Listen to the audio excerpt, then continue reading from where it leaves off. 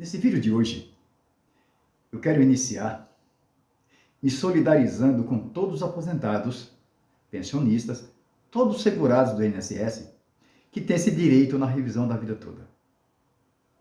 E quero também me solidarizar com todos os colegas advogados que empenharam tanto esses processos desde 2014, que vem lutando pelos direitos dos aposentados na tentativa de receber essa revisão da vida toda.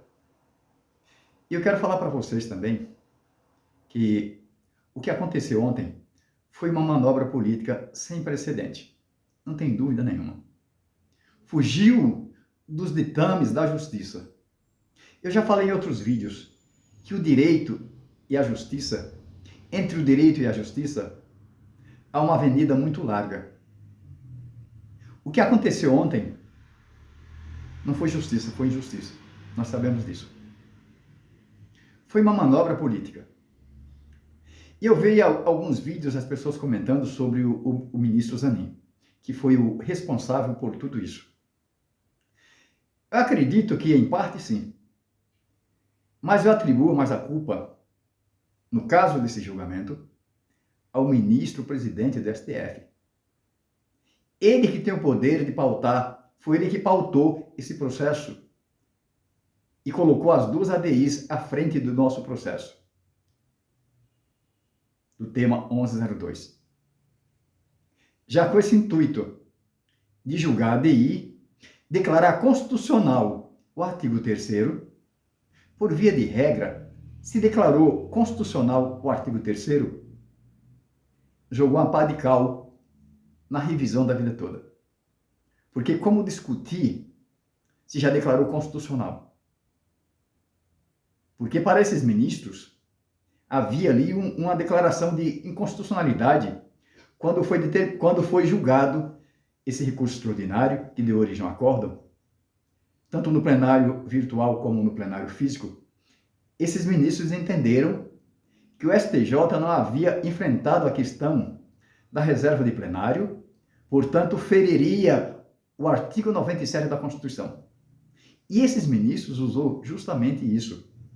E esses ministros usaram aquele julgamento da ADI 2110, o julgamento da liminar, quando o ministro, há 20 anos, de forma monocrática, entendeu que a lei não era inconstitucional, que o artigo 3 não era inconstitucional.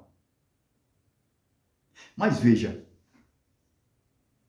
esse recurso extraordinário do tema 1102, como vocês sabem, passou por 2 julgamentos, no plenário virtual, no plenário físico. Em ambos os julgamentos, foram 6-5 em favor dos aposentados. Se já havia esse entendimento liminar nessa ADI 2110, por que isso não foi abordado anteriormente? Porque todo esse trabalho, jogar rios de dinheiro fora com esse julgamento no plenário físico, no plenário virtual, para agora simplesmente vem o ministro que entrou agora, influencia os outros ministros, e o ministro relator, que estava realmente querendo pôr fim nesse processo da revisão da vida toda, mas de forma política, como ele fez também com a correção do Fundo de Garantia do Tempo de Serviço, ele aproveitou essa oportunidade para julgar primeiro as 2 ADIs e passar o trator em cima dos direitos dos aposentados. Essa que é a grande verdade. A política, mais uma vez, venceu a justiça. A política venceu a justiça quando criou essa lei, esse artigo 3º, que retirou dos aposentados todas aquelas contribuições anteriores a 1994. E agora, mais uma vez, a política entrou no STF e passou o trator nos direitos dos aposentados. Vejam que o ministro Alexandre de Moraes, ele tentou argumentar muito a respeito disso, mostrar que havia um entendimento e que já tem sido julgado. Mas pelo entendimento, tanto do Barroso como do ministro Zanin, seguido pelo ministro Dino, e outros ministros também que, de forma camuflada, seguiram, haja vista foram 7 votos a favor de declarar constitucional o artigo 3º e a lei. 7 votos. Apenas o ministro Alexandre de Moraes, o ministro Fachin, a ministra Carmen Lúcia e o ministro André Mendonça, que realmente o ministro André Mendonça não entendeu o que estava acontecendo.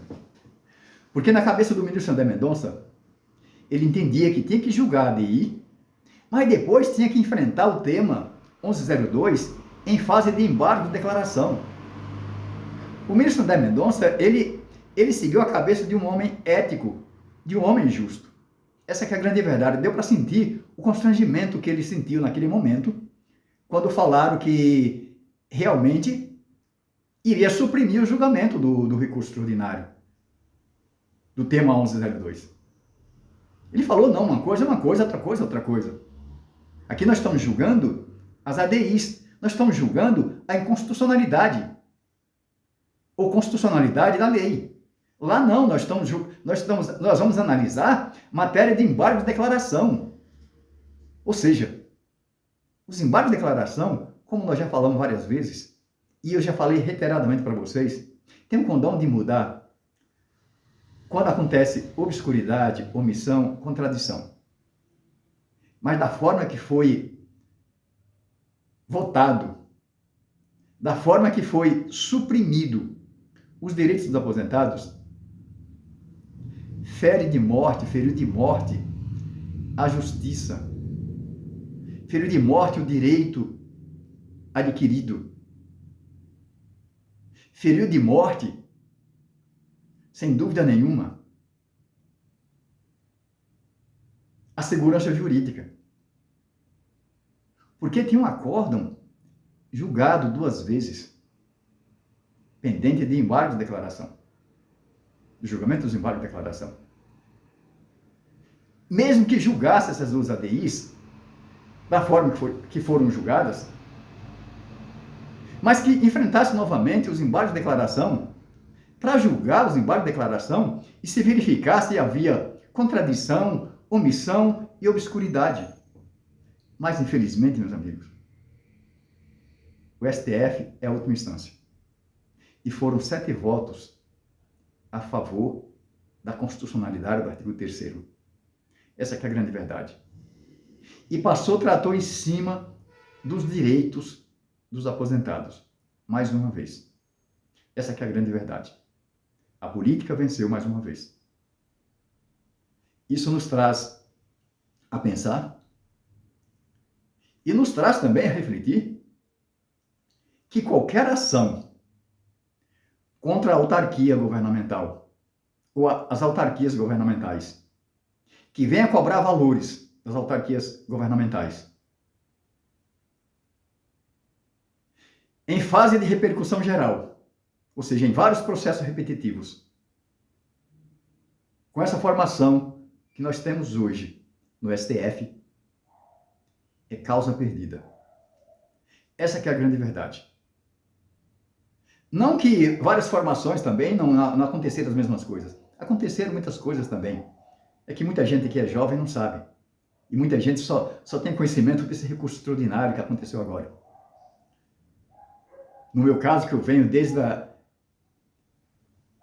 de 86, tendo contato com o direito, eu sei muito bem outros ministros como agiram também.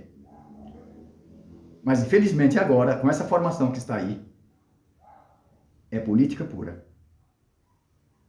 E alguns ministros que estão atuando hoje no STF vão sofrer muito. Inclusive, acredito que, pelo perfil, o ministro André Mendonça deve sofrer muito constrangimento com essa formação que está aí hoje. Essa que é a grande verdade. O STF nunca escondeu que as decisões do STF são políticas. São jurídicas, mas também são políticas. Mas da forma que foi escancarada agora, Eu não sei se já aconteceu alguma vez. Da forma que foi demonstrada agora. Desprestigiou todo o entendimento dos processos anteriores. Desprestigiou todos aqueles ministros que votaram nesse acórdão, que votaram no recurso extraordinário que formou esse acórdão. Essa que é a grande verdade. E eles não demonstram nenhum tipo de acanhamento com isso. Para eles é muito normal. Nós somos a norma formação. Por isso que deixou bem claro. Para quem acompanhou todo o julgamento, toda a votação, deu para perceber isso. Nós agora mandamos. Essa que é a grande verdade.